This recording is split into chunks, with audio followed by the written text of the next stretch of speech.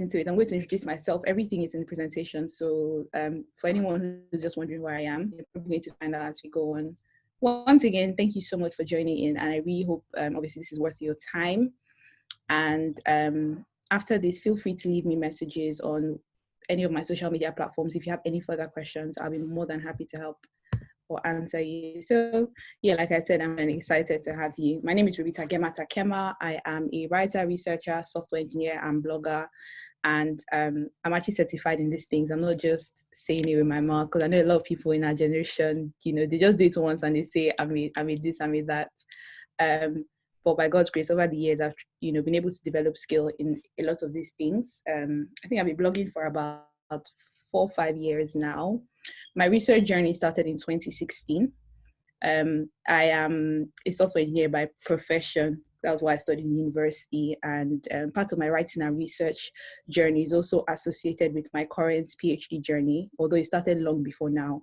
But yeah, I've been able to gather a lot of experience, a lot of knowledge, a lot of information. I've done a lot of courses on this. So I assure you that everything I'm bringing to you isn't obviously from the top of my head, is actually, what is internationally accepted, I would say. So it's not just like on a national level, whether in the UK, whether Nigeria, or any of that thing, any of that stuff. So yeah, so that's who you're going to be interacting with today. That is who I am, and yeah, we'll get right into it. So I'm sure everyone has their various reasons for joining into this class. It might be peculiar with everyone, but I'm just going to give you like general pointers as to why this class is very, very important, and I really hope you see reason into it. Some people might have joined quite reluctantly, but I'm hoping that it's still beneficial to you. So one of the things that makes this class really important, or this webinar, or this however you call it, replace writers and researchers. I don't know if how knowledgeable we are with how the world's coming, how we're growing digitally, and AI is basically starting to take over. AI is artificial intelligence. Moya, please, are you able to mute yourself? Sorry, I think you're you might have been unmuted. So I was saying that robots will never be able to replace writers, researchers. If we know anything about artificial intelligence, we know that technology is attempting to create replicas of human beings. So they want to use technology to substitute human beings in a lot of sectors. And it's been growing over the years, it's been growing over the months. I mean, this 2020, just look around you, you find that a lot of things that human beings used to do, technology has been used to substitute it. Even for us as software engineers, it's getting to a time where robots will actually be writing our code. So what they're paying millions of dollars and pounds to individuals to write code for, we're getting to a point where robots will take over. Now, when it comes to write, it's something that doesn't just involve logic. Okay, it's not something that just involves logic, as a lot of other things like do. We're writing and research, there's a human, so it's a human element that I dare say will be replaced by a robot or some technology or some code put together. Is something that is very intentional, very, I dare say, emotional, and very involving, of all parts of a human being. So it's important to know that you're learning a skill that a robot would never be able to replace. And, if you're someone out there who is, probably panicking in this period, particularly in the pandemic, and wondering, oh my God, like, how can I make myself relevant? This is a very good place to start, because no robot is going to replace you, okay? So that's the first thing why that makes this class really important. Second thing is that writing and research are major life skills. I mean, every single day you're writing a document, you're submitting a proposal, you're writing a personal statement, you're submitting your CV, your cover letters. These things are actual life skills. I don't think every day that you should be paying someone to do certain things for you. I think that we have all been, graced to a level to learn and be able to do. And so, I try to just get people, who do this class, with me, always tell them that, after this class, I don't see any reason why you should be paying anyone to write your personal statements. Feel free to ask them to edit it for you. Feel free to ask them to review it for you. But I see no reason why, you should completely outsource it to someone to write it for you. Some of us, probably university, probably postgraduate students, some of us are, research students, and how important it is that your writing and your research is top notch. So we need to know that these are major life skills. There's also a decline in the writing skill. That's one of the third reasons that makes this class very important. If you look at the picture beside the importance, the why this class is important. You see in the declining skills, I think it's number 5. It says that reading and writing are declining. So a lot of people are tending to move away from, they're like, what is writing? What is research? Let me go and invest in technology. Let me go and invest in business. And everyone has their reason, and it is very valid. However, according to the World Economic Forum, these are declining skills that will be very important. They forecast to about 2022 and beyond that these are some of the skills that will still be sought after, even as time goes on. So it's very important. Last reason is that you get to do your writing and your research yourself. I kind of touched on this in, the second point, saying that writing and research have become major skills. You get to do all your writing by yourself. If you need to submit a business proposal, you can sit down and you can write it by yourself. If you need to submit a personal statement, if you need to submit, a cover letter to any company for whatsoever reason, you can actually sit down and write it yourself. And hopefully we're going to attempt to cover all of these things in this writing class. So I welcome you to join in, and yeah, we'll go on from here. Teju, can you still hear me? I'm seeing a funny yellow. Can you hear me? Yes. So you can hear me. Hear you, but then the issue is the slide seems to still be on one page. So I think the screen you shared is just like the first page or something. So we're not seeing the slides change. Okay. Let me see. Ooh. Resume share. Sorry, guys. How about now? How important this class is? No, I still can't see that. The screen I can still see is sort of like a PDF page where I can see home tools and the first page. Okay, even now? How important is this class? Now, still can't see it. How important is this class really? Now I can see that. Okay, fantastic. I'm so sorry. I'm probably going to have to be doing that manually for whatever reason. But I don't know if you guys were tracking with me, but I was just going through those points that you can see on the left where I was talking about robots not replacing us, writing and research being major life skills. The decline in writing, and research skills, as well as being able to do your writing by yourself. And beside there's a picture from the World Economic Forum just showing declining skills. And it's a forecast into 2022, which shows how important this really is. So I'm just going to move on to the next screen. Can you see the change in screen, Teju? Yes. Can you see professional, academic, creative research? Yes. Fantastic. Please, at any point, I'm talking about something that you can't see on the screen, please call me out on it, because it might be that it's not, following through. But okay. So today, what we're going to be covering is professional, academic, creative, and research. Under professional, we're going to be looking at business proposals, cover letters and CVs, official documents and emails. Under academic writing, we're going to be looking at dissertation and projects, proposals, personal statements. Creative writing, we're going to be looking at storytelling, writing books, blog posts, and articles. And under research, we're looking at academic research as well as research methodologies. I really going to apologize. I'm going to be moving quite quickly because it's a lot to cover, honestly, in 1 hour. But like Teju said, this is going to be recorded, so you're able to catch up on it, at any time in your personal time. And I said at the beginning that if at any point, maybe you're lost or you have a specific question, I'm happy for you to reach out to me on any of my social media platforms, and I will be more than happy to help you. Okay, so professional writing. We're going to be looking at business proposals, like I said. What are they used for? What should it contain? We're looking at CVs. What makes it ideal and formal? What should never be in your CV, which is very, very important for a lot of people out here, because I know a lot of people are looking for jobs, are applying, all around the world. So I'm going to be telling you guys what should never be in your CV. And apart from the fact that I have loads of friends that work in HR, one of the job descriptions I had working as a business analyst, over my placement year, I was able to rotate for like a couple of months in HR. And, some of the things I got there, I'm going to be feeding you guys, what HR looks out for. And I really hope it helps you. We cover letters. I'm going to be talking about, how to manage space with this. And also obviously including your thanks and at the beginning and at the end, it will shock you how important certain things are. Like sometimes you're just like, this can't be that important, but you find that for certain companies that have certain cultures, they look out for these things as minute as you think they are. Finally, obviously, emails, how to compose official emails. This is all in professional writing. Sorry, can you see the principles of business proposals? Can you see that screen? Yes, I think we're good on the slide movement now. Okay, fantastic. Thank you.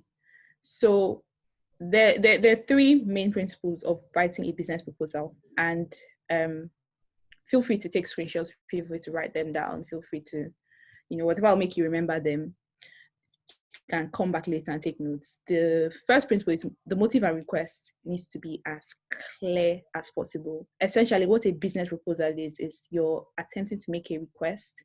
It could be monetary, it could be, to use their space, it could be, to, create a partnership where, both parties are giving to one particular cause. There's several variations of what but these three things are very important no matter what, business proposal it is. So it's important that you have your motive and your request as clear as possible. And I've written under there that there must be a consistent language and message all through your proposal. Now, saying that there must be a consistent language and message does not mean that you're repeating yourself all through your business proposal. It just means that maybe in your, first page or your first chapter, you're saying this is what we need. And then at the end of the chapter, you're not changing what you need to something else. You're not saying, okay, this is, an added thing to what we need. There needs to be a level of consistency, as well as, the same message, all through. A person should look through a business proposal and at once know that this is what this person is requesting, this is what this person is asking for. Okay. The second principle we write in a business proposal is your financial plan and resource use breakdown.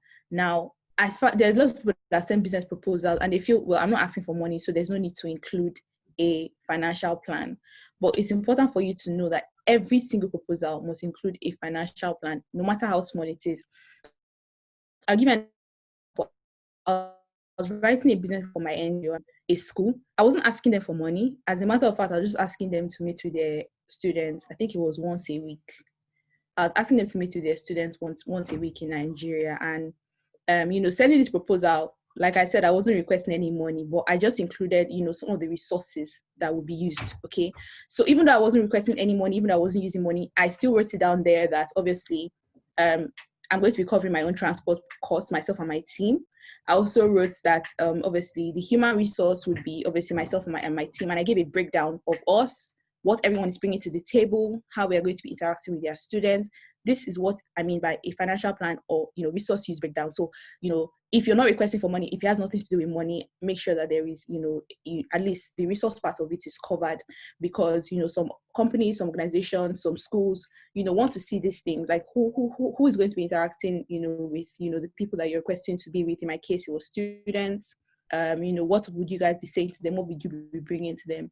So in your business proposal, ensure that, these things are as clear as possible. They are written, no matter how small it is, ensure that that financial plan or resource use is, there in the business proposal. Finally, there must be a win-win negotiation, to both sides. So I just need to move this because it's obstructing my view. Yeah. So win-win negotiations for both sides. This is one of the, I would say, the difference between a person that would, get approval to a business proposal and the person that won't. Okay. When you are sending in a business proposal, you don't just send it because you know that the company is capable of coming through. Okay, you send it after researching on the company, knowing their values, knowing their cultures, knowing what this company stands for. If you just send a business proposal just because you know that they are capable of doing it, I can assure you that you probably get a no as a response. Now, when you're researching about a company, you need to find out values that tie into what you're also doing. So in my case, Fortune organization, basically, we just try to teach values, we teach self-development, character development, we teach career choices to young people. Okay. And I know that in an educational institution, having young people, this is obviously what they want. Okay. They want their young people to graduate having a sense of direction as to where they're going, what they want to do with their lives. And this is something that Fortune really does. So when I was writing the proposal, one of the big things I kept stressing was, I know that your school, is, interested in, producing well-rounded individuals. So they want individuals who at the end of the day, they know what they want to achieve. They know exactly what they want to build their career in. They are, mentally, emotionally, physically put together. So this was, I kind of like use this as leveraged on, one of their values in order to sell my, my proposal or my idea. So in sending a business proposal, it's important that you find something that is important to the other company as well. You're not just, talking about you, your organization, your company, and all of that. It's possible to be selfish in writing a business proposal. So I'd really advise that, you put some research before you send in a business proposal, and in your research, find, at least 1-2 objectives that, are important to that company, so that you can tie your business proposal around that. And, they can't deny you that. They can't say no, because they're not just the one benefiting. Sorry, you're not the only one benefiting. They're also benefiting, by you making that, request. So that's it, with the principles. Okay. All right, fantastic. So we're moving on to CVs and cover letters. Okay, it's 7:22. I'm timing myself with this. God is going to help us. CVs and cover letters, we're going to be talking about how important these things are and how we can do more with less. Okay. If you look at the very short paragraph below, I've written there that CVs and cover letters tell you faster than your words. A HR personnel judges you first by these documents before anything that they see or they know about you. And this is something that we probably all know. We know that, a company's first meeting with you is through your CV and your cover letter. Some of them, you hardly find a company that the first thing wants to do is interview. As a matter of fact, if a company wants to interview me without seeing my CV or cover letter first, okay, it depends. If it's by referral, okay, that's fine. But maybe I message and I apply for a job, and then they say come in for an interview when they don't know anything about me. I don't know about you, but I'm gonna be a bit scared. Like, is this legit? So for a lot of companies, your CV and your cover letter is going to be what is selling you the fastest. So it is important that these things are the best reflection of you. The best reflection of you. When I say the best reflection of you, I'm not saying you should go and tell make yourself look bigger than you really are. But I'm saying that there's always a way to present things, in a way that appeals to the other person. There's always a way to present things in a way that, the other person will look at it and they'll be like, okay, wow, this person actually has what it takes. Okay. And that's what we're going to be looking at, in CVs and cover letters. We're going to be looking at how important these things are and how we can do more with less. Because as far as I'm concerned, if you're not working in academia, there's no reason why your CV should be more than 2 pages if you're not in academia. And the reason why academia, people in academia have their CVs more than 2 pages is because they usually have to include, certain breakdowns as to some of the research they've done, as to some of the research papers they've written and all of that. That's the only reason why they usually have, a CV that is more than 2 pages. There's some of you that you've done it all, man. You've done like 10, 20 jobs, and you are including every single one in the CV. Trust me, it's not necessary. When you're applying to a job, you look at your experience and you think, okay, which of these, what is most relevant to this job I'm applying for, and you put that in the CV and you send to them. Which is why I'm so scared of people that send the same CV to all companies. Like, you have one CV, and anytime you're applying for a job, you're sending that one CV. Please, if you're that person, please repent today. Make sure you are editing your CVs before sending, no matter how similar the companies are. And it's very important. I will never forget. In my first year, I think I sent a CV to a company, and I didn't edit it. In the personal statement, I think I even had IBM. As now, I wrote out that I was writing IBM. Meanwhile, this was another company. That was I had to learn the hard way, basically, because I remember the person was so cheeky. So the HR responded in my email saying, I think he meant to send that to IBM. And I was like, oh my God. And thankfully, like, the person was nice enough. Right? I mean, they were cheeky at first, but then I just sent an apology and I was just like, oh, well, I've edited it now. But that's basically for your company. I mean, I didn't get in there, but I learned my lesson, which is very important. It's important that we're learning our lessons from failures. So that's the receipt and cover letters. So this is a fact, like, proven that it takes 6 seconds for a HR personnel to determine whether or not they are progressing your application. 6 seconds. They can't even read much in 6 seconds. But when a HR person picks up your CV, apart from your personal statement, the next thing they're looking at is relevant work experience. Relevant work experience refers to the work experience that is most alike to the job role that you are applying for. Okay? So all of you that used to put hobbies, jumping, skipping, running inside CV, please, I beg you guys, repent today. Some of these things are absolutely unnecessary. Make sure that your CV is having only relevant information, that can progress, whatever it is that you're applying for.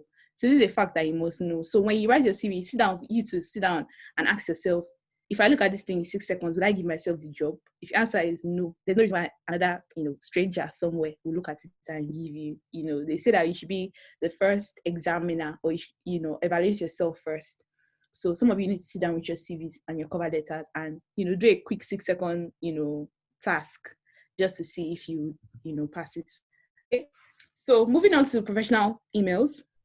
Tej, tracking. Sorry, I think you're the only person I can, make sure you're following. I hope. Yes. Yeah. All right. Cool. All right. So we're going to move on to professional emails.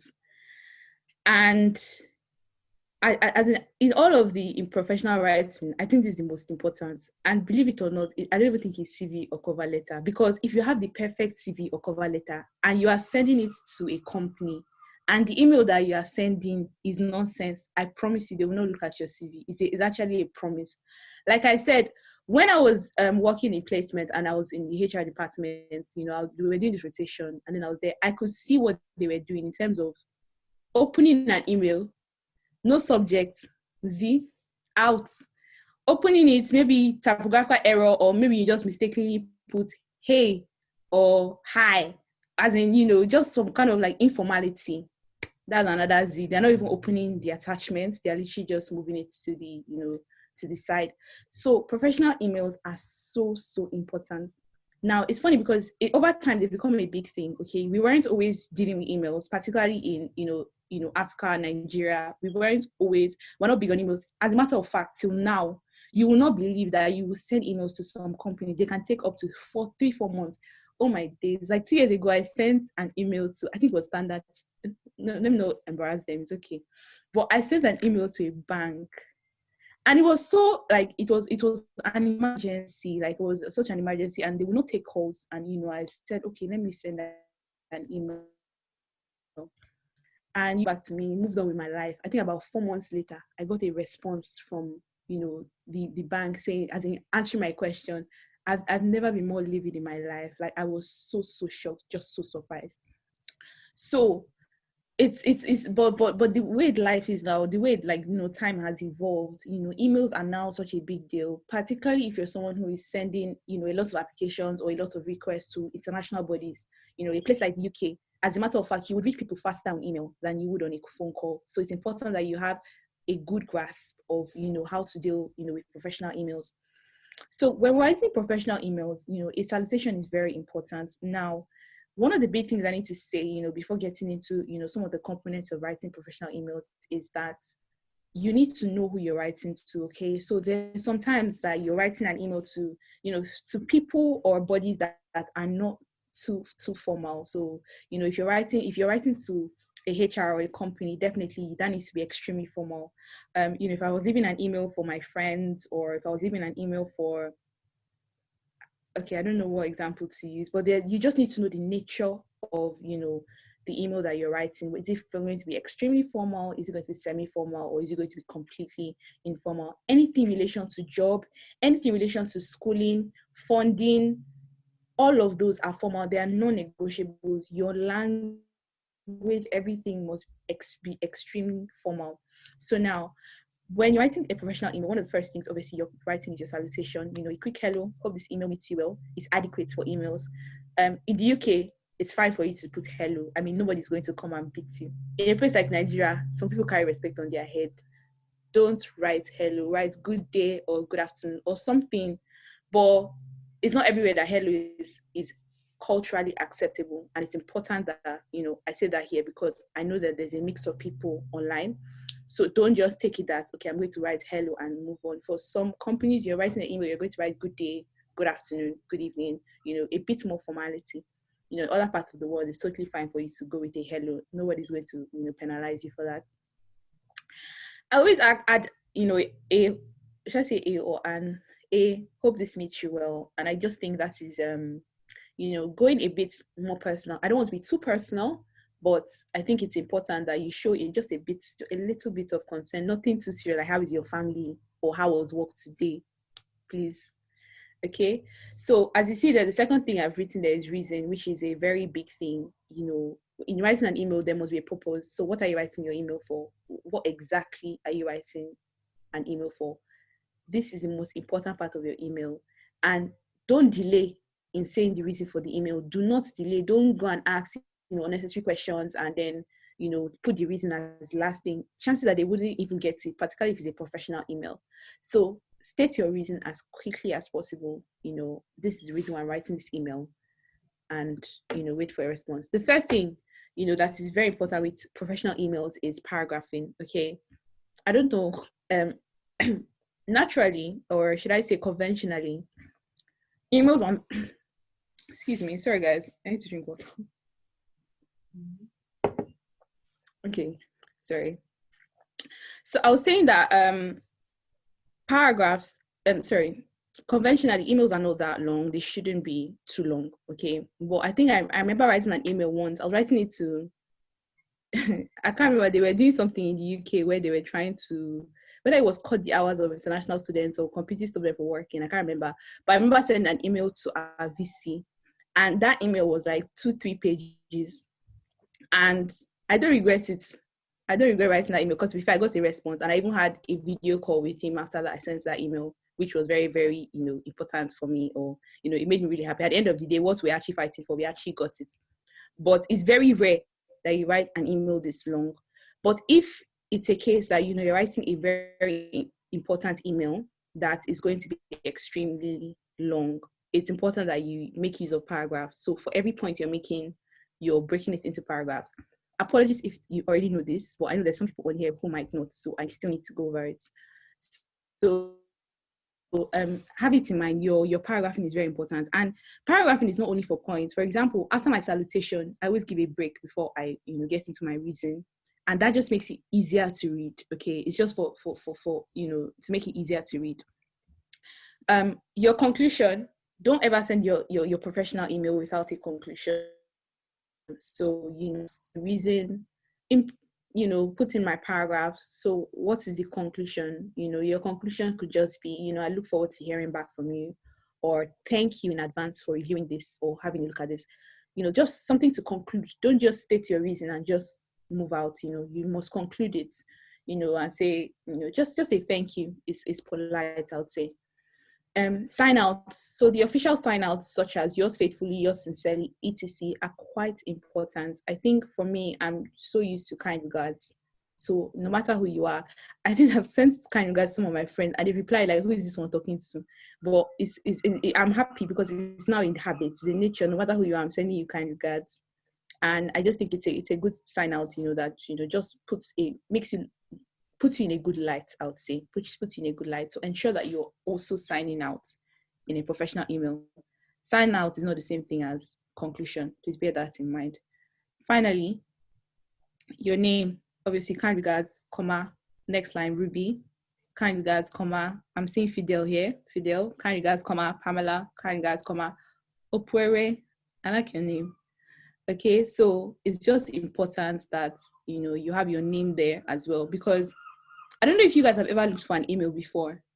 You just go and type the name that you got the email from, or a name that you remember. Usually what the name even does, apart from the fact that it is formal, it helps them to remember. So if tomorrow they're trying to find your application, they're just going to go and type your name. If your name is not in the email, it's not going to come up. So you'll be shooting yourself in the foot, writing an email, concluding without including your name, and the sign out. So we're going to move on from there, okay? Okay. We're going on to academic writing. This has my heart. I've been at this for, I'd say 5 years now, going 6. And I always say to people that if you master academic writing, you can master any other writing. And I know that's a bit like bias. I'm just saying that for saying sake, but really, academic writing is such a powerful tool and skill that a person can write. Now, I was going to say something here, but I don't know if I should say it. But yeah, I actually made the most money in my life, the most money I've ever made in my life. I made it from writing and research. And I'm saying this because there's some people that always think you cannot monetize, the writing and research skill, but you absolutely can. And, as we go on, I'm actually going to be sharing some tips, to doing that. But I just need everyone to know that academic writing is one of the biggest skills that a person can have. And, as much as possible, if you have, opportunities to learn it, please do. This is like the beginner course for, obviously my workshop. So, towards the end, I'm just going to tell you more about my workshops and, intermediary as well as advanced. So in case you want to be a part of it, that would be exciting. All right. So with academic writing, you have things like your dissertation and project preparations. This is very, very important. So I have to keep moving this thing around because I can't see. Sorry. Okay.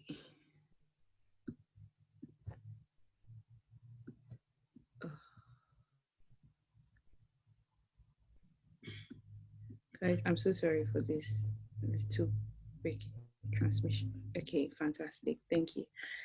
All right, so moving on to dissertation and project preparation. So there's some important things that you must know with academic writing, and they're so important. Like just like I gave you 3 principles with business proposals, with academic writing, these 3 things are non-negotiables. You cannot afford to ignore or neglect these things. Okay, I'm going to talk about them a bit. I try to keep my slide as minimal as possible because I don't want my people I'm presenting to, I don't want them reading rather than listening to me because God, I was about to crack one joke. But yeah. Okay, so we're just going to get into it. Okay, so with dissertation and project preparation, your research is more important than the writing. Now, to be fair, this applies to any writing, except if you're a person that journals. If you journal like me, you can wake up in the morning, just carry your book, and whatever is in your head, you write it down. That's the only acceptable time to journal from your head. If you writing just your own view, that's perfectly fine. Anything that another person would have in their hands to read must be backed up with a good level of research, particularly academic writing. Now, with academic writing, you can't even get away with it because there's something that they call citation, referencing. An academic paper that is void of either of these things, it cannot go anywhere, it cannot be published, you cannot even get your doctorates with papers that are not properly cited and referenced. So this makes research very important, and research is the last thing we look at today. But I need you to know that research must inform your writing, and when you Google something, please, I beg you, you have not done research. When you just put it in Google, read the first 3 articles, 4 articles, and then you finish and say, I have finished my research. It does no research. Okay, and we're going to be looking at what exactly research is. So it is very important that every single thing you're writing is backed up by research. You don't want a case where you're going to go and make claims that are untrue. And you know what? It's very popular, in Nigeria because, right now there's what we call the GDPR, General Data Protection Regulation. Okay, General Data Protection Regulation is a big thing in the UK. If by mistake, someone, okay, so it applies both ways. If someone sends you, their personal information and you go and do what you want with it, the chances that the person can sue you and the kind of fines that you pay in courts is very heavy. In the same way, if you take information of people that are untrue, they call it slander and libel, I think in law or something, slander and libel, you go and say things that are untrue, write things that are untrue about a person, and the person is smart or educated enough to sue you, you're going to pay a lot of money. This is the reason why you don't just write anything without proper research. Now, social media has made us think that everyone has an opinion. Everyone just feels they can just carry their phone, type what they want, how it's coming to them. Sometimes I read something and I'm so scared because I think it's just a good thing sometimes that some people are in some parts of the world, because in other parts of the world, you will not get away with it. Somebody's going to catch you and sue you, and they don't care where the money is coming from, but you must pay it or you stay in prison. Do you understand? So if you don't know something, if you don't know, enough, I'll say if you don't know enough about a thing, there's no reason why you should be writing about it. There's no reason why you should be talking about it, tweeting about it, making posts about it. Information, it's rather, no, research must inform your writing. Very important. With academic writing, I also advise, and I don't just advise, I've actually read and been taught that you should make your introduction and your conclusion the last things to write. Now, why is that? In your introduction, you're telling your readers that, okay, this is what I intend to achieve in this paper. This is what we have done. And, just what they should look forward to in reading your paper. That's what the introduction is about. Conclusion, you're saying this is what we have achieved. A person that writes the introduction first, and starts writing the paper, and then they find that the paper is kind of taking a different, direction, it's going to make your paper very inconsistent, because this is what your introduction has told us. Why isn't your paper answering the questions that your introduction gives to us? This is the reason why you write your introduction and your conclusion last. Okay, finish up with the rest of the parts of your academic paper, and then come back later. Even with blogging, and I'm going to talk about that as well, because I'm a blogger as well. I write blogs. I also write, for some, some articles, for some people that, request, whether for their blog or, wherever they are putting it. I don't title my blog post until I'm done writing. Okay. Some people title it before, and I don't know how that works for you, but I think that if your written is done, to give it a title, no matter how catchy you want to make it, it's after you have finished writing, and then you think, okay, this title perfectly highlights what I've written about. So, your introduction and your conclusion should be the last things that you write, okay? The last thing now with dissertation and project preparation is that you must mind map every step of the way to stay aware. What is mind mapping? Mind mapping is creating a rough idea of what you are trying to achieve before you start it, okay? Now, a mind map can be very rough. I don't know. Where's my pen? Let me give you guys a quick demonstration. Sorry. I for some people that already know about it, sorry, but I need to do this. Okay, so this is a rough idea of what a mind map looks like. It's very I've been trying to change it for a while now. So with mind mapping, essentially what you're doing is that you're shrinking your ideas, you're bringing them, into perspective. Okay, you don't just pick up a paper or a topic and begin to write about it. You, after your research, after you thought about it, you write out the key points. So what am I trying to communicate to whoever is reading, whoever is listening? Okay, and from that you create your mind map. With academic writing, it is very important that you have mind maps. If not, the chances that you're going to get off, scope, chances that you're going to, move away from what you initially intended to do is very high, which is why you must mind map every step of the way. Thankfully, there are digital tools that actually help us to mind map. So you don't have to, just sometimes if you're not good at drawing and writing, although that's not a requirement, because it can be as rough and as ugly as you want it, as long as you understand it. But if you're a very, organized person, I'm an organized person, but I mean, my mind maps, I really can't be bothered. You can use some digital tools that would help you, even further. Okay, so that's it with your dissertation and project preparation. Yeah. Okay, so I'm moving on to personal statements, and I realized that this is very important to a lot of people who have joined in, because some people left me DMs, some people left me messages just saying, I'm in the process of applying for graduate school. I'm in the process of applying for a PhD. I'm in the process of, applying for one thing or the other that requires a personal statement.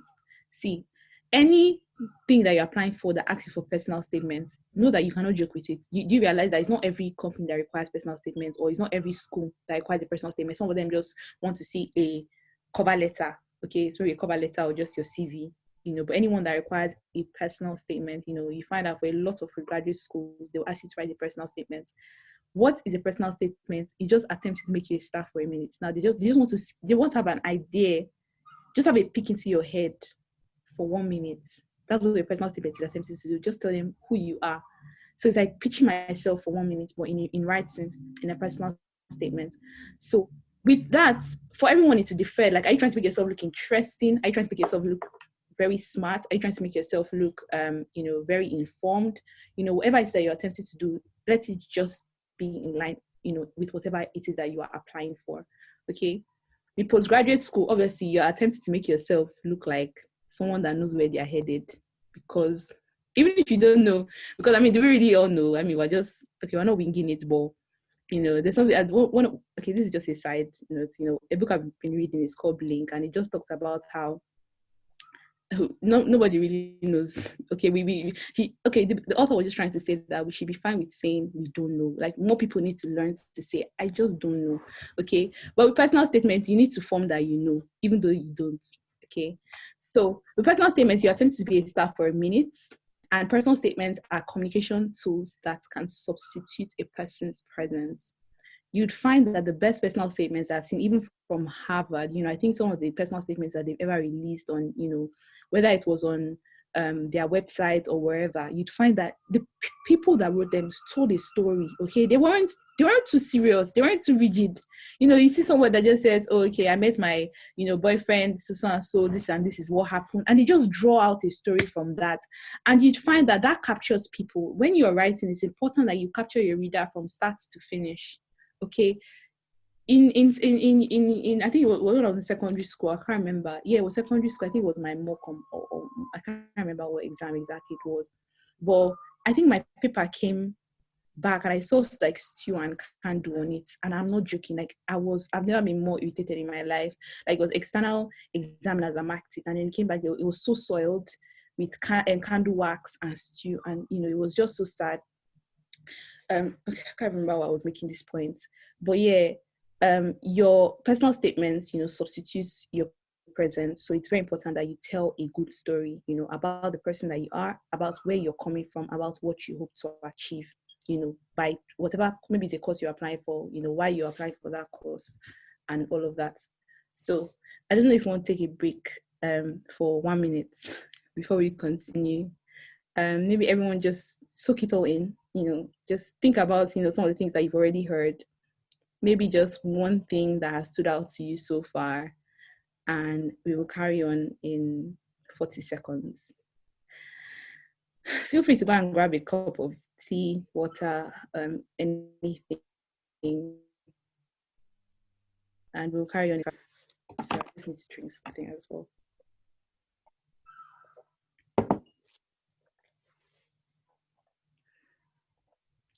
Sergio, are you there?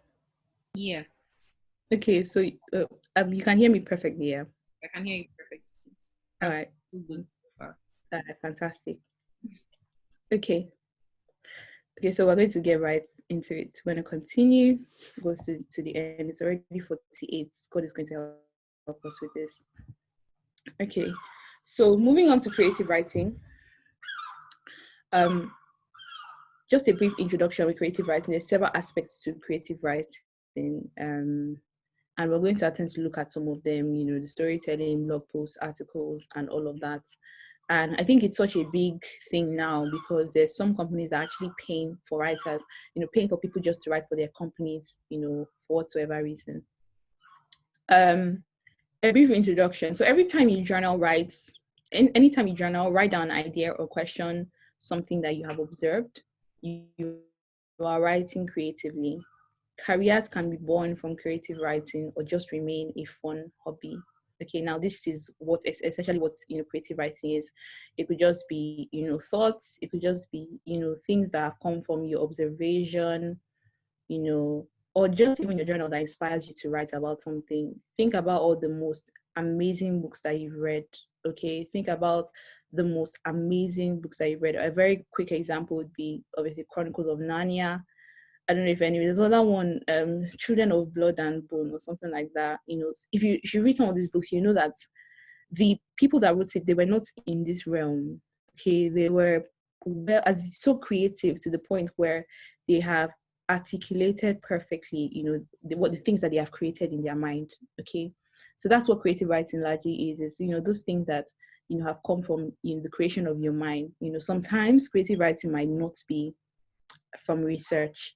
Sometimes we just write things from our experiences. Sometimes we write things from what we have heard, and that is fine as long as you state it clearly that in my opinion or from what I have observed, not that you just generalize and make it seem like okay, everyone, this is what applies to everyone. So this is essentially what creative writing is.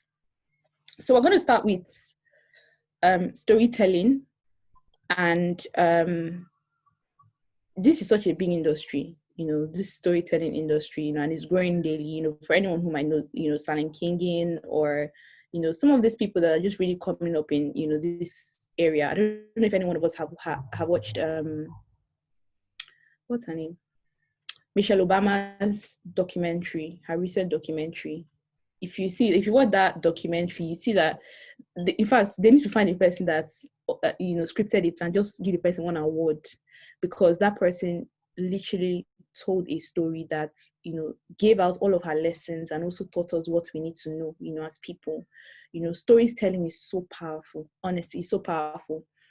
If you read biographies and autobiographies, I don't know, if that interests some of us here, but what makes them what they are is that power of storytelling, being able to tell a story about a person's life, or a person telling their own story. It's so powerful. So with storytelling, it's very important that obviously you have a beginning. So you're giving your story a catchy start. Let your first sentence, first page set a scene that leaves readers, listeners wanting more. Now, one of the authors I've seen that has hacked storytelling, Ted Dekker. I don't know if you know Ted Dekker. Ted Dekker is an amazing writer. And he's one of those writers, one of my only writers that I can sit down once and I'm reading from beginning to end, because he keeps your eyes glued to the pages. Okay, now, but that was my younger years, because that time I didn't have anything to do. So I was just reading Ted Dekker. I mean, now, I don't know what I'm reading about, red and black and all of that, but then he really messes with your mind as well. So it's important that you have a catchy start, whether you're saying it, presenting it to people, verbally, or you're putting it in writing. Make sure that the beginning is very catchy. If you listen to some of the best TED Talks, their beginning was very unconventional. So they didn't just come and say, "Hi guys, my name is." They came and just went, "Oh my God." Or some of them, I'm just watching one person fainted on the stage, and then everybody ran, and then they stood up and started their TED Talk. And it was so amazing because everyone was fixated on them. Everyone was like, "Oh my God," like that's what you want to create. You're trying to create like a desire in your audience to know what next. Very important. Number 2, you want to set a scene. Okay, give us a background to your characters. Give us something that anchors your current plots. Okay, it adds flesh to the story.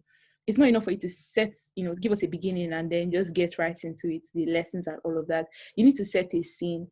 So someone telling us a story about their life, after saying, "Okay, this is who I am," they can go on to say, "I grew up in a very so and so place. These are the things that, was in my mind when I was growing up," and all of that. You're setting a scene, you're giving us an idea into the person that you are. And even the best books have, I think the best books, half of the book is setting the scene. Like they're literally telling you the background before they even get to the main purpose of the book. And it's fine because, people want to have a whole idea. When people have an idea of what you're saying, it's hard for them to engage with you. Okay, they need to see the full picture. So that's what this does for you. Thirdly, you need to flesh it out. So after you have set your scene, step by step, break down, into flesh, the scene that you set for us, how does each scene connect to the next? How does this scene tell us about what you're about to introduce next? Flesh it out, break it down. There are lots of books I've read, very short books that I finished it and I felt like this book is incomplete. It's not complete. And it has come over time. I mean, I'm like, why would I be criticizing somebody that has written book, but I've actually read books and I've thought to myself that this book is incomplete because I have felt that they have said the scene, but they have. So I'm left with so many questions, so many, although there are some books that just intentionally want to leave you in suspense, but there's a healthy level of suspense, particularly with writing and storytelling. There's a point where it becomes unhealthy because you just leave your readers and your listeners going like what's really going on? That's what happens when I watch Nigerian movies. Oh my God. I watch Nigerian movies and half the time I'm like, what is this? What is going on here? I don't know if you guys watch the setup. If anyone watched the setup. I don't know. I'm sorry to say, but that was so necessary. The setup inside was just too much. Yeah. Flesh it out. Finally, number 4, catch us unaware. So, like I said, earlier, you need to leave your readers and your listeners, leave them in a bit of suspense. Put in some tragedy. Do you know that there's a book I watched about 4 sisters? I think it was like page 10. Fam, all of them in a car. They had an accident. All of them died. Page 10. So in my head, I was like, wait, if everybody died, please, what's this book about? And that was just pretend. It was quite a, a big book. The name of the book is Four Sisters. I can't remember the author, but yeah, it was Four Sisters. But four of them died, and then I was now left thinking, okay, so if all your protagonists died, what am I reading again? But it was such a good way to keep me on the book because I wanted to know more. Like, so if all the protagonists that you introduced me to have all died, what more am I reading? So I kept going, and it was just such a beautiful book, honestly. And I'll encourage you, if you haven't read it, feel free to. It's just a leisure read, okay? It's not teaching any lessons. You're just having fun. So if you don't have time, please leave it. So catch us unaware, introduce a tragedy, twist the story, keep readers listening and wondering. Now, it's important that, your tragedy is a sensible level. I listen to some motivational speakers. Like, I'll give you a quick example. When Good Luck Jonathan was still president of Nigeria, and then he one time made just one comment in 1 second. He just said that, I didn't have shoes. I didn't have shoes when I was a boy. And that thing trended for like, I think it was like 4 months. Like, people just kept talking about, oh yeah, your president didn't have shoes and all of that.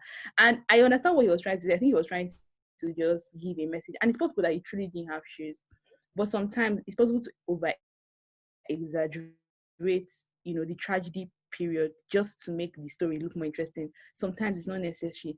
Please say the truth. In other words, you want to put in some tragedy here and there. Be truthful about it all. Okay. So catch us unaware. Okay. So I'm going to move on from storytelling. I'm going to write in a book. I'm so excited for this one because I recently just finished using this method, and this breakdown has come from research. I haven't just sat down, just drawn pie chart and put all of these things, and the reference you see it at the end. So what is really important with writing a book? What is important in writing a book? Research, editing, writing, planning. As you can see, the biggest section there in that pie chart is the planning. It's not writing. It's not writing. It's not even research. It's not even your editing. It is planning. Anyone who wants to write a book must sit down and plan. You must plan. As you have written down there, your book must have three things. What is the aim of this book? What am I trying to achieve by writing this book? Who are my target audience, or who is my target audience? So who are the people I want to pick up this book? Some people write book, they say that any human being, any living breathing thing. Hello, what do you mean any living breathing thing? You need to tell me exactly who you've written this book for. Let me know whether or not it is relevant to me. In as much as, yeah, if you find that even the books that are relevant to everybody, the author still wrote their target audience. Okay, so it's important that you identify that target audience, and like the last thing, there is a plan which takes up to 40% of actually writing a book. So I really want to encourage you, if you're in the process of thinking of starting a book, to write a book, it's important that you have a plan, solid plan behind it. You don't just go in and just write. I wrote a very short book actually very recently in I think it's like 3 weeks now. I mean, I've not put it out there. It's only like 2 people that have seen it. I won't put it out there. But I wrote it in 1 week over my retreat. But I planned it for a long time. But the actual writing literally took 1 week. It's not a very long book, but it's still a book. But my point here is just that the planning is far more greater than the writing. Okay. Now, after your planning, which is about 40%, you have the actual writing. So the research first before the writing. So obviously, like I said, your research must always inform your writing. Always inform your writing. I don't know if any one of us read Malcolm Gladwell. One of the reasons why I stand Malcolm is that his books are always thoroughly researched. He almost has a backing for every single thing that he writes in his book, and it's so amazing, particularly for me, an academic reader and writer, because I'm reading and I need to know that you're not giving me your thoughts or your ideas. You're giving me things that have been proven, tested, facts. I need facts. So Malcolm Gladwell is that person who always researches his book. So I really encourage you, if you're writing a book, ensure that you have done your research. No matter how personal that book is, do your research. Okay, writing obviously, and then finally your editing. Whether you want to self-publish or you want to send it to a publishing house, editing is very, very important. Like even me, that I'm teaching writing and research. As amazing as I think I am, even in editing and writing, I still make errors, whether grammatically, punctuation. So it's important that people edit your work, no matter who you are. Okay, so editing is non-negotiable. So that's it with writing books. Okay. Okay. Moving on to blog posts and articles, this is very popular, very, very popular. I think a lot of us have not gotten to the level of writing books, but at least we write blog posts and articles on a regular, and we call them short stories. Very, very similar to what we spoke about earlier. It's important, that your blog post or your article has a topic. It's important that there is a beginning, there's a body, and a conclusion to your blog post and article.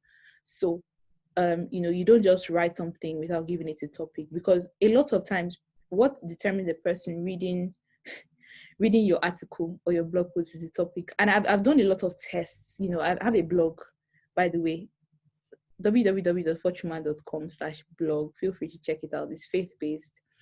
But yeah, if you write a blog post, like I said, I've done a lot of experiments rather with my topics, okay, because I'm trying to see like what do people actually, what are people interested in. Now, unfortunately, people like gossip, they like amebo, okay. So I remember like some of my best articles and blog posts have been the ones that, okay, so I think I wrote a blog post one and I said, why does he have to ask first, or something like that. I was basically, the blog was talking about whether it's fine for a woman to make advance at a man, and then another blog post I made that really went viral was not viral, but like a lot of readers, for that period. I was talking about what was it? Okay, yeah. So I said I think it was something about my best friend's boyfriend cheating or something like that. I mean, obviously that wasn't exactly what the blog post was about, but I was using my topic to test. And I found there were more clicks, there were a lot more readers, a lot more comments, a lot more likes. And it occurred to me that your topic is so important to your article or blog post. If you are so boring with it, trust me, people aren't going to want to read it. So you sell whatever you have written through the topic, okay? So like writing a book, there must be a beginning, like a story. You set a scene, for the body of your article. So you say, okay, maybe this is what has informed why I'm writing this blog post or this article. I actually wrote a blog post this morning talking about the current issue with injustice and, just the heart of a Christian or the heart of a believer towards it. I wrote that blog post and I set my scene by saying that, the current state of the world being quite disturbing, and I haven't really seen a lot of believer takes, I would say, on it. I just felt like everyone had just been saying speak out, speak out, speak out, okay, speak out, okay, what next, and so that was what I used to set my scene. And then the body of my blog post today was just now saying, okay, these are my thoughts, these are my ideas, and I clearly said it there. This is what I think, this is my idea, okay? It's not coming from some research or from, although I did highlight that I had a conversation with a friend and this is what was born from that conversation. So that's with the body. And then obviously conclude your article appropriately. Don't just throw in paragraphs there with the body without giving us a conclusion. Very, very important that you end what you have started, okay? Fantastic. So what's the time now? I was actually targeting 7:50, but yeah, that's good for writing. We're moving on to research. Research isn't even that long because I think I've got a more robust workshop on research, and like I said, I'm happy for people to reach out if they want to be a part of that. Paid for research. And the two major ones I've included there is that the greater the data involved in the research, the more money that you get paid, okay? If the data is a lot, if what you're researching has a lot of data, you are going to get paid higher than, a research that data isn't that much, okay? Secondly, if data is readily available, cost will be less. So if you can just walk into a place and get data for your research, chances are that it might not be, you might not get paid that much, but if data is scarce, maybe you have to do interviews, you have to do proper qualitative research that involves observation and all of that. We'll look at that in the next few slides. The chances are that you would get paid more. Okay, now I'm not saying that for any research you must go and look for how scarce the data is, but I'm just saying that this is just what I've observed over time. Obviously, even working, as a researcher, I have a lot of acquaintances that are researchers. Even obviously with my current phase of life, I meet a lot of researchers, and I've just observed that this is essentially some of the secrets that are attached to getting paid for research. Unfortunately, think tanks aren't a very big thing in Nigeria. In other parts of the world, the UK, the US, Europe, think tanks are almost as important as educational institutions, okay? Because this country realize that research must inform any policy, research must inform anything that is being set up, okay? So with Nigeria, as much as there are no think tanks, a lot of companies and organizations actually have departments that do research, but they don't call it research departments. It's so funny because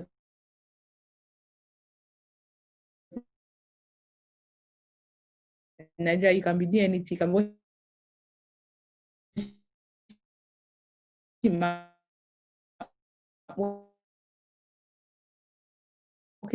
in marketing, you're doing research. You can be working in IT. It's important that key organizations have research departments. The reason why a lot of things one and two together. Research is like a foundation. It's a foundation because you are looking at who has failed, why did they fail, how can I do better, how can I ensure that I don't make this mistake. That's what research does. It anchors you.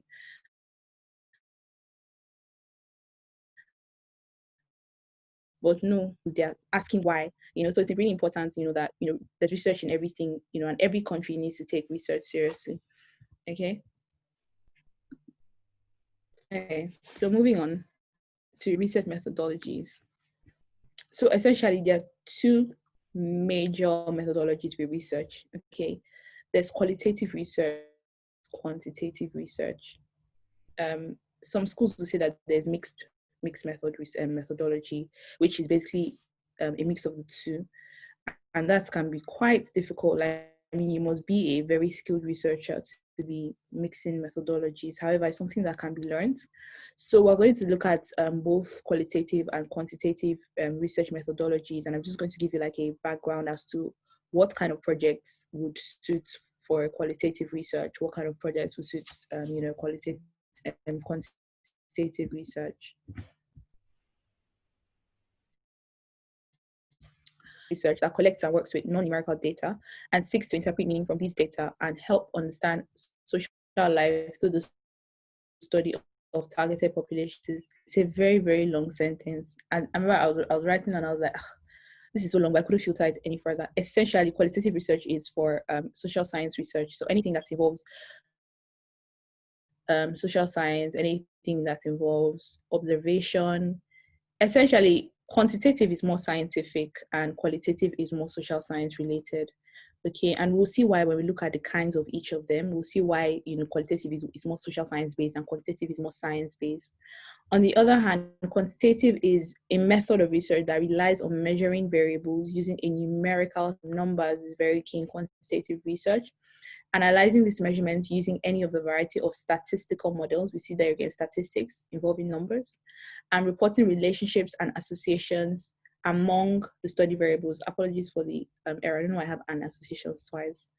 But yeah, it's largely number-based quantitative research. So I'll give you an example. If I wanted to do a research that involved knowing how girls reacted to ICT, okay?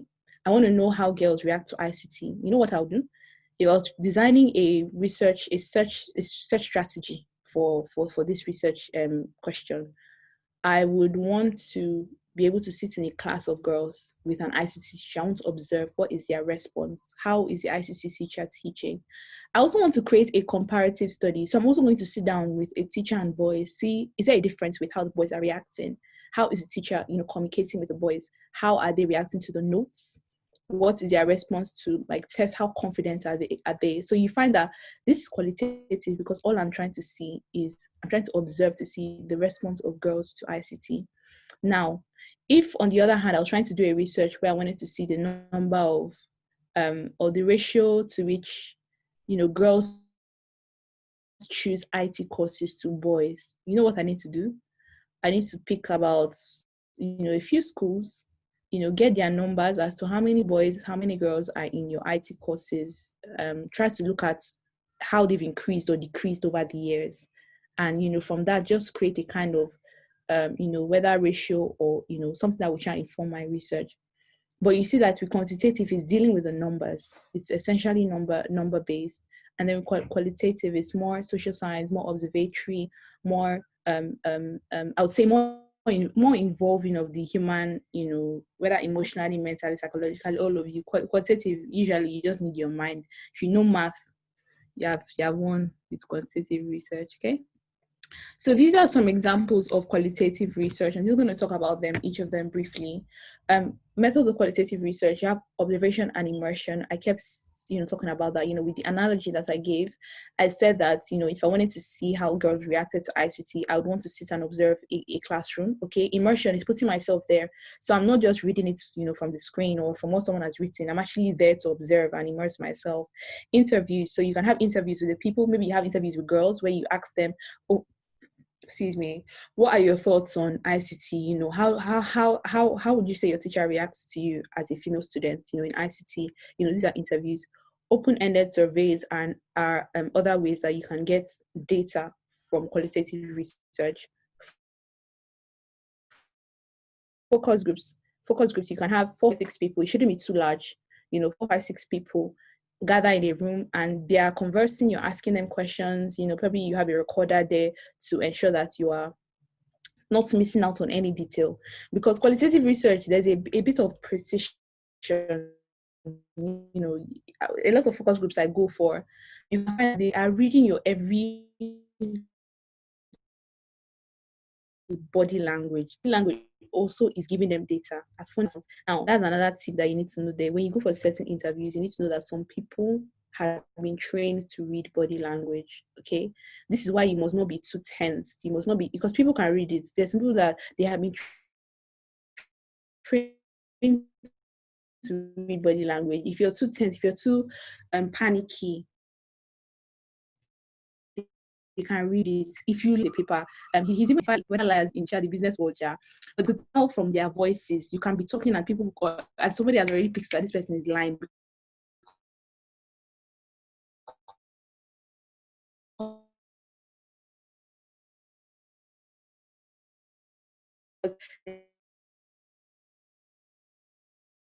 Yeah.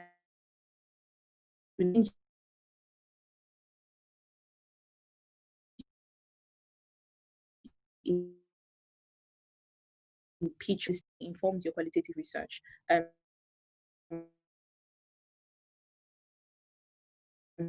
So that's it on qualitative research. Methods of quantitative research.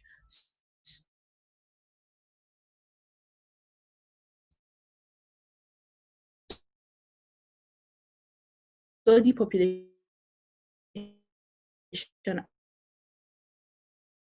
and sampling. To know the number of girls, the ratio of boys and girls in ICT courses. I would choose or I'll choose a quantitative research. Just know when you hear quant, it's very important for quantitative research because you're trying to establish a concept, you're trying to establish a consistency with the numbers, or you're trying to draw out a ratio. You definitely have to collect a lot of data. So with data collection, with quantitative research, you find you're dealing a lot with statistical softwares, SPSS, MATLAB. All of these softwares are very, very important. I'm not saying that you wouldn't require it in qualitative research. However, it is more prominent in quantitative research. Okay. Finally, data analysis.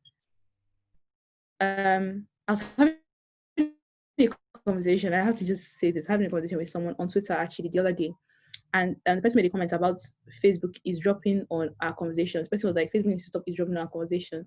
And I've always tried to explain this thing to people that nobody has time to eavesdrop on your conversations. What they've just done is that there are certain algorithms that pick up certain data. So when you search something on that when I search something, suddenly I go on Instagram and I'm already seeing what I searched for popping up on my timeline or all of that. It is the algorithm in the system. It has picked up that you've searched for this. So it's going to give you, advertise to you based on that algorithm, okay, based on the data that it has picked up. Now, with anything when it comes to data, that is why some of the highest paying jobs in IT today are the data analysts, highest paying, because data analysis is not a small job. It's work. People are running for software engineering, people are running for technical writing and all of that. I even encourage you, data analysis is what it is. Okay, so it's not enough to collect data. You must have thought about how you intend to analyze it, what you intend to draw out of that collection. And even me, as I'm still out here, I'm still even thinking through my data analysis to my current research, okay? Because it's actually a lot of work. I'm not even going to lie to you. It's not enough to collect data. You must think about how you intend to analyze it, because it is from your analysis that you draw out what you are looking for. It's not from the collection, it is from the analysis. So these are the methods of quantitative research, okay? Just a quick obviously slide on writing a research paper. I don't know if people are here who obviously are hoping or planning to write research papers. I think you should be thinking about it. No matter who you are, you can write a research paper as long as you have done your homework, your research homework. Okay. So you must decide on what research method that you want to use before you start writing. Okay. You cannot just stand up and say, I want to write this. What research method do you intend to use? Qualitative, quantitative? Are you going for a comparative study? Are you going for a discussion? Are you going for, there needs to be a theme? You need to decide all of these things before you start writing, which is why I said that with writing at all, you must plan first. Okay, you don't just get into your research and your writing. Your important subheadings are very important. Generally, with research papers, you'd have your abstract, you have your introduction, background, discussion, conclusion, recommendation, references. Any of these things missing, and a tendency that you get turned down if you are attempting to submit it to a journal for publication is very low. So, some of the subheadings are non-negotiables, and you must know it depending on this the field that you're in. So for IT now, these things are important. If you are in a course like a business course, it might differ. Okay. A report and a research paper are two different things, and it's important that we realize that a report can include a research paper. However, the research paper cannot take the format of a report. Okay, so important to know that if you're asked to write a report, they're not asking you to write a research paper. Okay, and it's very important for as a writer that you realize this, because sometimes people come, can you help me write a report on this? Can you help me write a research paper on this? You must know the difference. In-text citation makes a report paper what it is. I talked about referencing and citation earlier, and I said that it is very important, particularly for academic research, that you must have a background as to where you've read things, how it informs what you are writing, and how it just generally impacts the entire research. Okay. In-text citation makes your report what it is. So you must always have the in-text citation. Maybe when you quote someone, you write where you've drawn that quote from, or at the end of it, you have a reference list stating exactly where you've gotten everything from. There are different kinds of referencing. Obviously, in the UK, I think in my university particularly, they use the Harvard APA referencing structure. There's so many others. Make sure that you are aware of what method exactly is required of you. Okay, sometimes it might not be the Harvard APA, so you must be well aware of what method that you're attempting to use. So basically, in conclusion, with research, it's important for you to know that Google is not a synonym for research. I said this earlier. If you ask to do a research on something and you go and put it into Google, and then you write you read 2 things, 3 things, that you finish, that you've done your research, you haven't. It's important that you interact with journals, important that you react sometimes with conference papers. Sometimes you need to go and listen even to conferences, okay? Because you're able to cite things that are not just written. You're able to cite things from newspapers, you're able to cite from conferences, like verbal conferences, you can actually cite from there. So I want everyone to know today that, research is more than Google, okay? Google is a tool in research. However, it is not synonymous to research, okay? Fantastic. I don't know if, obviously, I know people have questions. I know people have questions. There are lots of questions already received. And I said to everyone that I was going to write out the answers to all those questions, email it to Teju, and Teju will definitely send it out to every single person. And that brings me to the end of today's presentation, obviously on writing and research.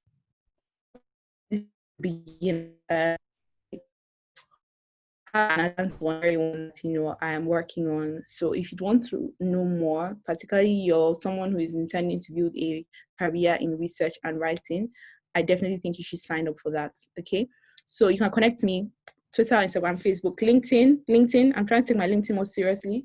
So please feel free to reach me on LinkedIn. And thank you guys so much for connecting to this. Please let me know. please let me know if this helped you. Please let me know if this answered some of your questions. Feedback is very important. So yeah, keep me posted. Okay.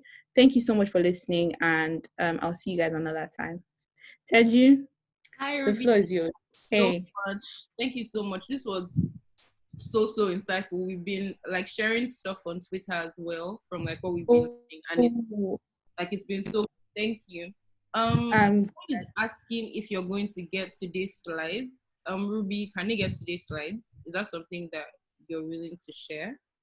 I don't mind. I can send it over, and then Teju, you can email it over to everyone that joined the class. Yeah. Everyone that joined the class. The rest of my research workshops are usually paid, but yeah, I'm happy to share this with everyone who joined the class today. Something that you might want to do is add like a page or something for information about your classes, because I think also someone here was asking about how to sign up. So like if that's something that you can do, to just add a page about like sign up information for your courses. So yes, we're going to get Rubie slides, everybody. We're going to get this for free. Yeah, I'll send this over. Yeah, and then for the other questions, even like if you sent a question before the class, Rubie's going to answer all of it, and we're going to send an email after this. So the email will contain like a recap, including the link to the replay for this session and all of that. You'll get it if you signed up and you subscribed, because that's the only way that we can reach you. If you didn't subscribe, we can't like force your email address into our emailing system. So yeah, thank you so much, Rubie. Thank you so much, Teju. Thank you guys so much for joining in. Have a good evening. For joining. Remember to follow Wakaru if you're not already following, so that you're aware of our webinars. I think we have one on Wednesday, so like watch out for that. Fantastic. All right then. Okay, bye.